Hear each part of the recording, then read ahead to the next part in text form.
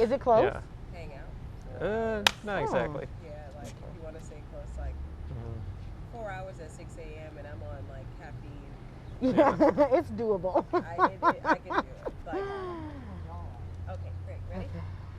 Can I get first your first and last names from whoever wants to start first, and then just your position is just what you want to be identified as. Do you know Go this? ahead.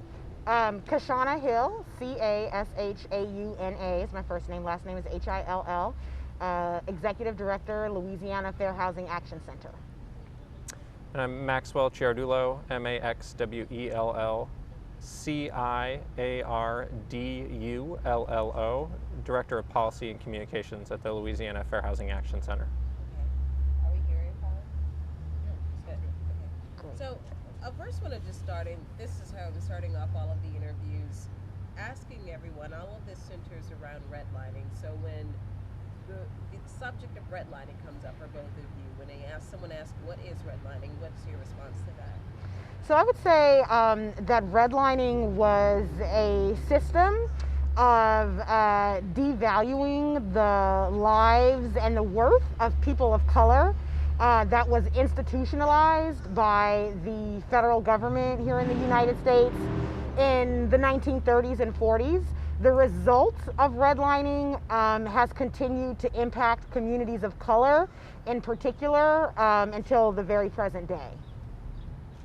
I don't have a lot to add to that. That's a pretty comprehensive definition. Well, obviously, we're here to talk about redlining, but more importantly, the results of redlining. And one of the things that I totally loved about the study that you did, bringing the real estate market, where you did an impactful breakdown of how the results of those redlinings, even down to recovery after Hurricane Katrina, when it comes to a person's physical health, access to proper nutrition, property taxes, and how they affect the schools in particular neighborhoods, education. I mean, it all can be connected back to redlining. Would you say? When you say? Yeah, absolutely. And I think perhaps even more relevant right now is that we're seeing that eviction rates and COVID-19 infection and death rates are also highest in a lot of those neighborhoods that were redlined, decades ago. When you say that, how so? What data proves that? Well, so we have eviction court data that shows where those cases are coming from, and we have infection and death data from COVID that shows where those cases are coming from. And it's no surprise to us that the same neighborhoods that were disinvested from and not offered an opportunity to thrive, not offered opportunities for home ownership or to build wealth, that those same neighborhoods are the ones that today still, generations later are still being devalued and are still seeing the effects of this. Yeah, I think it's important to note that the current eviction crisis coupled with the COVID-19 pandemic really just build upon the harms that were done as a result of redlining. And so these are communities that were already dealing with a lack of access to opportunities. And then these twin crises have compounded the harm that was already visited upon these communities. Sorry.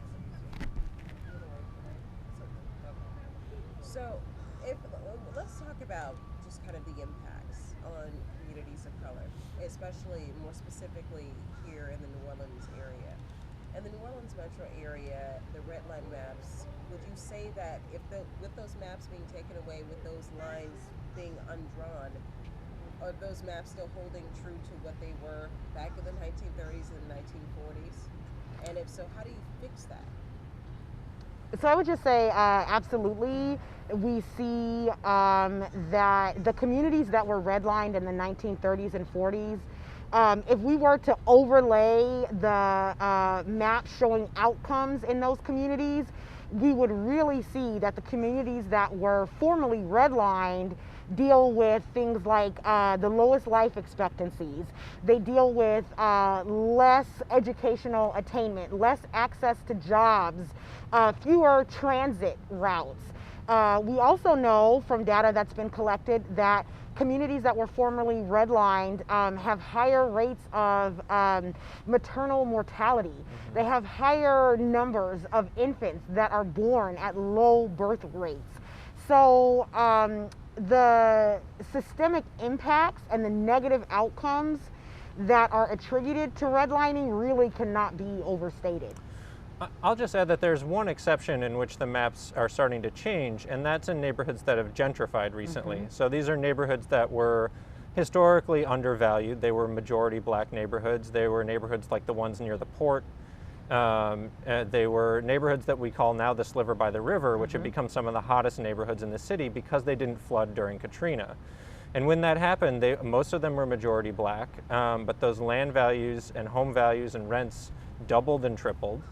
And they became white neighborhoods almost overnight. And that's what we have now. And what we're seeing in addition is that not only did the demographics flip and these are now more exclusive white neighborhoods that are much more expensive, but that the white homeowners in particular who live there are working to keep black people from returning by opposing affordable housing developments that are in the works in some of these neighborhoods. Give more detail on that, on how they're doing that? Sure, yeah, so you asked about solutions, and one of the ones that we've been consistently pushing the city on is to use the land that it owns in these neighborhoods of opportunity, neighborhoods that are higher ground, that didn't flood, that have better access to all sorts of amenities, and actually build affordable housing on that land that the city already owns. And the city has actually, to its credit, started some of those projects, but in many cases it has let these white homeowners delay these projects to death in many cases. And is there one case in particular that you believe that comes to mind? Absolutely. Yeah. So we at the Louisiana Fair Housing Action Center have spent a number of years really working with the Housing Authority of New Orleans as they try to redevelop Hano-owned properties that are in some of these neighborhoods that Maxwell is talking about. They actually have a pretty comprehensive plan to bring affordable units online in some of these communities that have gentrified post-Katrina. The project that they have attempted to move forward with first is located in the Bywater neighborhood. It's known as the Maisant Royal Project, and they have contracted with a developer out of Houston, Texas, to build 82 affordable apartments in the Bywater neighborhood, which really has very limited options for affordable housing. And currently, that project has been held up by concerns, many of which have racist undertones, that have been voiced by a local neighborhood group that is made up primarily of white homeowners. What are their concerns? Well, what we have found is that some concerns about design have been weaponized as a way to keep African Americans out of that community. We're hearing that they are concerned that the proposed project isn't pretty enough, and that the residents will be concerned because the project doesn't, quote unquote, fit into the character of the neighborhood. However, we all know that when luxury condos and hotel type of projects have been proposed with the same height and density in that community, there has not been this large scale opposition. And so then we have to wonder, why is this project being treated differently and facing such fierce opposition when other projects that would bring the same amount of people into the community and that would look the same didn't face that same level of opposition? I also want to just follow up a little bit on, okay, yeah. I can't scream over that.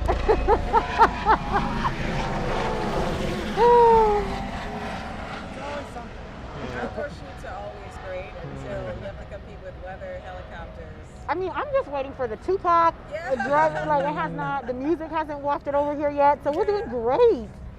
So I did want to follow up a little bit on a point that Maxwell made, and what we're actually seeing now. It's very interesting because Black New Orleanians are really caught in a conundrum, right? The neighborhoods and communities that they built and that thrived because of the influence of Black New Orleanians. Many Black New Orleanians were forced out of those communities.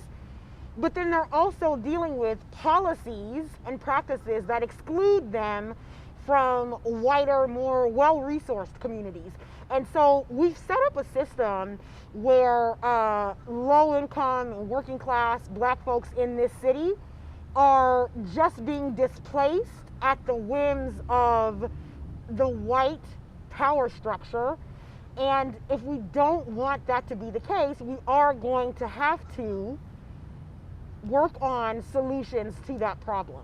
And I was going to say this, and I mentioned this before. It seems like we're on this sort of Ferris wheel, or on this merry-go-round, and and it feels like even though the maps have gone and we have the Fair Housing Act, it's still like it feels like people feel like they can't get off the ride. And I think people are trying to get off the ride, but no one can seem to come to some sort of consensus on how we stop this from going consistently. And you mentioned those neighborhoods that they're being forced out of, that they built an influence, and we're sitting in one of them. Right. now. Absolutely. We're sitting not only in one of them, but we're sitting in one that was raised in order for a public works project, right? A slum clearance project. Yeah, and we did one of our Treme documentaries maybe a year or two ago, and for some people that live in this community, seeing this park may be an object of beauty to tourists, but for them it's a painful memory because these were homes. Yeah. Absolutely. And that we see happen due to urban renewal. Absolutely. When it comes to the Ranking the Real Estate Market study, can you tell me how you both contributed to that? Yeah, Sure. so Go you ahead. want to start? No. So the work that we did, I think really brought some context to the study in terms of what has happened as a result of these discriminatory policies and practices that have been in play and in place during or in our real estate market. And so the work that we did really focused on the road home litigation and how African Americans were negatively impacted by a discriminatory grant formula that failed to take into account redlining and this country's history of racist housing policy. Maxwell may have something to add in terms of the work that we did. Yeah, our work in that report really focused on sort of the post-Katrina recovery, and specifically the fact that the sheer level of destruction that Katrina and the levees breaking caused, and the billions of relief dollars that followed, created this unique scenario in that New Orleans was one of the only cities that's actually had an opportunity to take its history of racist real estate practices and try and sort of have a do-over and rebuild things a different way. And ultimately we chose not to. We made policy decisions that resulted in New Orleans being more segregated after the storm than it was beforehand. And so that's part of what we tried to convey in that report. So, can I ask you, why do you feel that the city didn't make those decisions to really kind of erase some of that past? And how was it that they messed up an opportunity? For lack of better words. Yeah, I mean, I think one of the main ways that they messed up that opportunity was that they took neighborhoods that didn't flood, that were going to gentrify, and they just invested more resources into those neighborhoods and supercharged them and added more value to them. So as an example, the $30 million Crescent Park, Riverfront Park, which was built with money that could have been used to build affordable housing or other community development initiatives, was instead invested in this neighborhood that was already on the cusp of change. Similar with the streetcar line here, right on North Rampart and St. Claude. We invested in neighborhoods in ways that would raise prices in those neighborhoods without trying to create or maintain affordability before we made those investments. And so I would also add that we missed an opportunity because in doing things like bringing these amenities like the streetcar and the Riverfront Park, we also could have been ensuring that the longtime homeowners in those communities, many of whom were people of color, that they would be able to remain in those communities. And we didn't do that. We did not couple the investments in amenities with investments that would ensure that longtime residents could remain in those communities. And so, I would also say that we missed an opportunity post-Katrina because there was no comprehensive plan about how we would ensure that renters had housing options. We all know that a little over half of the city's rental housing stock was taken offline by Hurricane Katrina. And we've been a city where the majority of people are renters for quite a long time. Even given those realities immediately following the storm, what our leaders did instead was push a lot of resources toward homeowners. And no one is saying that homeowners didn't need help rebuilding, but should we have prioritized the needs of homeowners over the needs of half of the city? Maybe we should not have done that. And as Maxwell mentioned, we had opportunities to re-envision the way the city looked in terms of access to all neighborhoods. We could have decided to place affordable housing and to bring rental housing to communities that did not have them. Right. And instead, we spent the money to build up neighborhoods that were already gentrifying without protecting long-term residents. And we also completely failed to ensure that we were bringing housing to all neighborhoods across the city. When I spoke with Dr. Collins yesterday, he was also an author of the study, and I asked him, how do we reverse the damage? You know, we missed opportunities, and he is mentioning the same things that you have mentioned. He doesn't believe that it's a city or a state matter. He thinks the federal government may have to step in, but they won't, you know, in regards to HUD stepping in.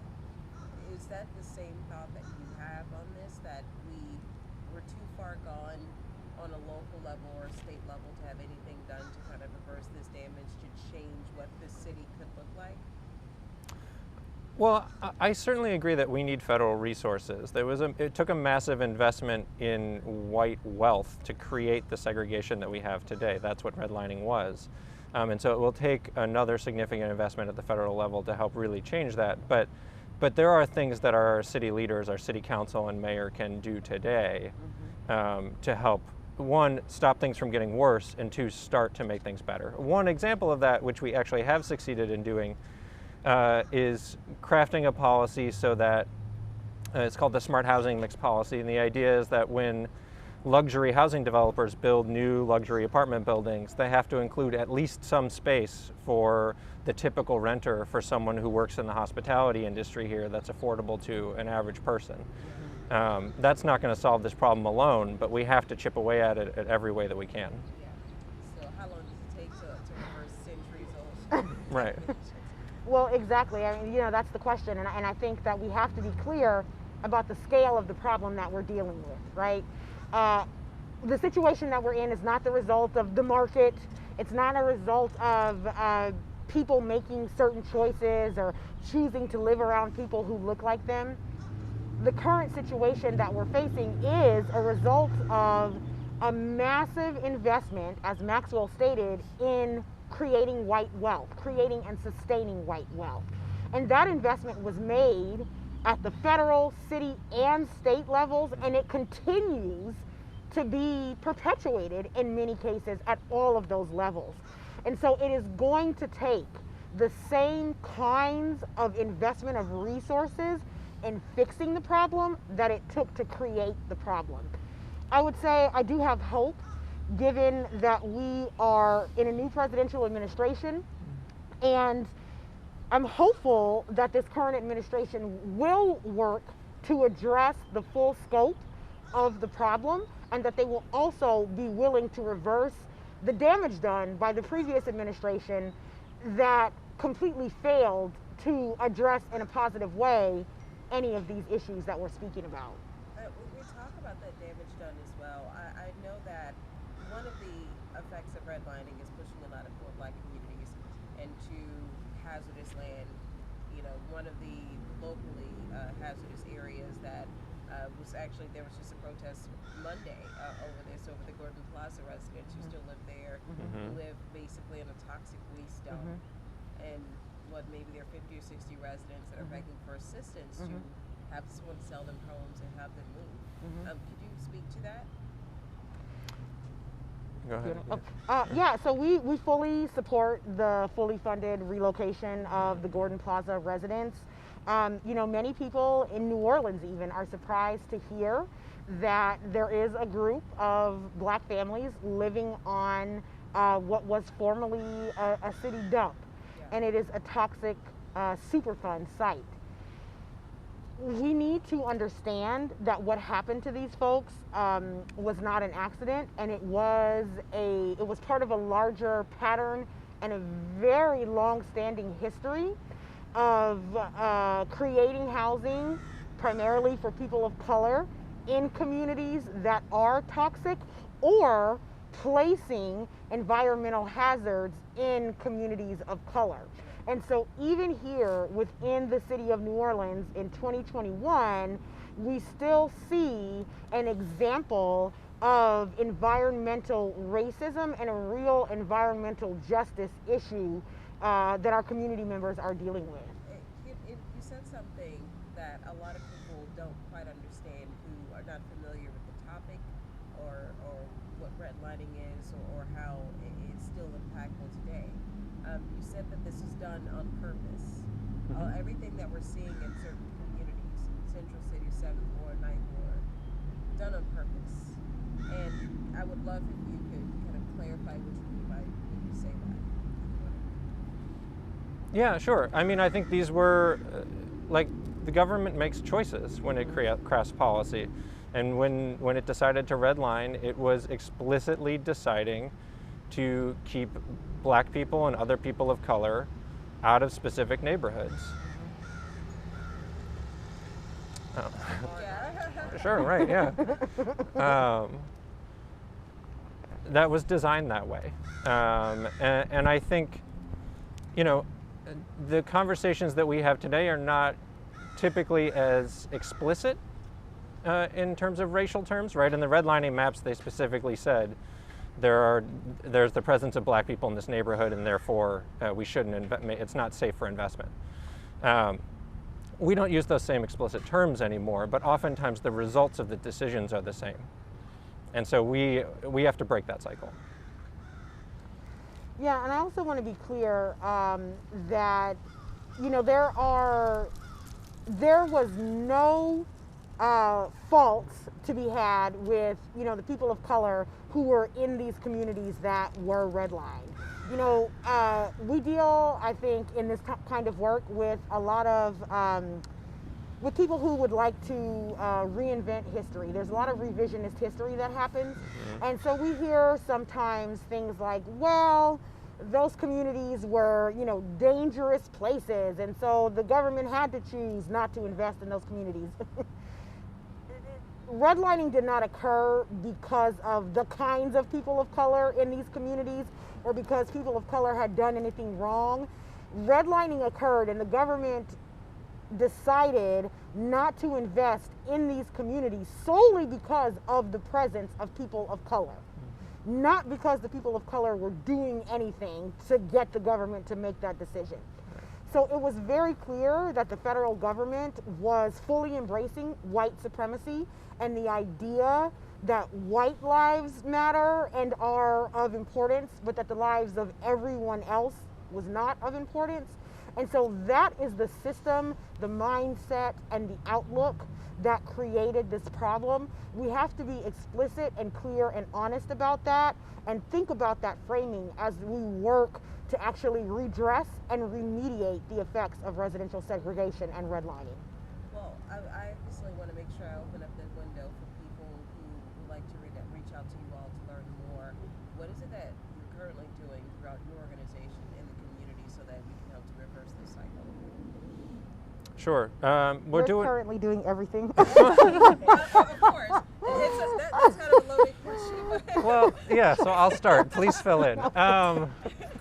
So among the things we're doing, we continue to support these mixed income and affordable housing developments in higher opportunity, more expensive neighborhoods to make sure that Black people who've been pushed out of neighborhoods that they often lived in for generations have an opportunity to return and take advantage of all the new amenities that are there now.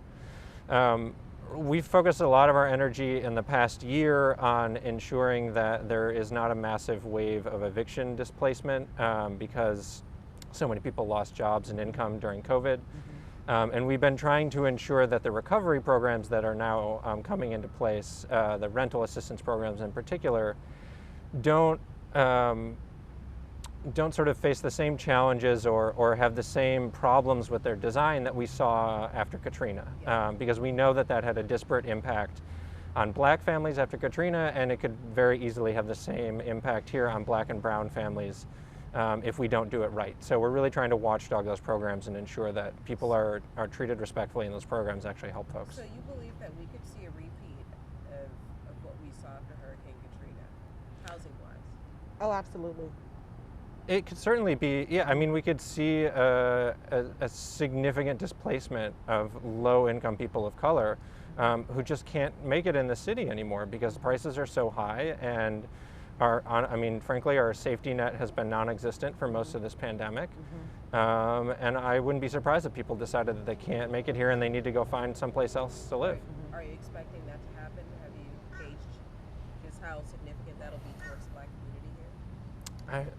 I think it's hard to know Yeah. at this point.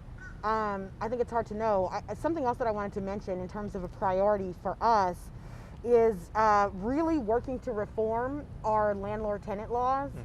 You know, I want to note that the Louisiana State Legislature is incredibly hostile to tenants and to the idea that renters have actual rights. The Louisiana State Legislature has had more than one opportunity during the pandemic to provide some level of protection to tenants, and they have completely refused every single opportunity to help renters in this state at all.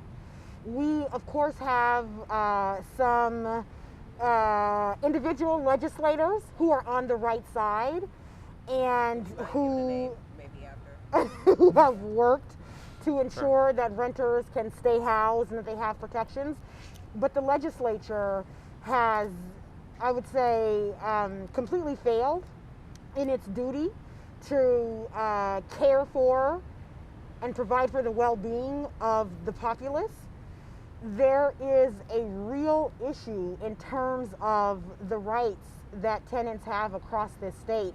And so the work that we are doing would create change in terms of the system of landlord-tenant laws. You know, we're also providing legal representation to people who are facing eviction in Orleans and Jefferson Parish, but we're very clear that while having an attorney is incredibly useful in an eviction case, we also need a better system of laws that provides rights to tenants, right? So lawyers in and of themselves can't do a lot within a bad system. They can only do so much within a bad system. And so we're hoping that we can work with advocates who are working to reform these laws, and that we can be a big part of the movement to ensure that tenants across the state have rights that are recognized. Was there anything that you guys would like to add that you feel that people should know when it comes to this topic, when it comes to the segregation that we see in the city?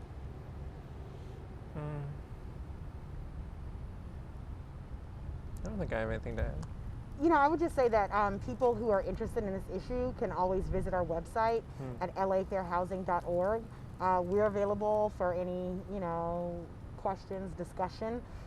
People can sign up for our action alerts and keep up to date about campaigns that are going on and the work that we're doing, and find ways to engage. Thank you, because this is an educational moment, and it's not just a. I certainly don't want to put this story into the context of just a history lesson.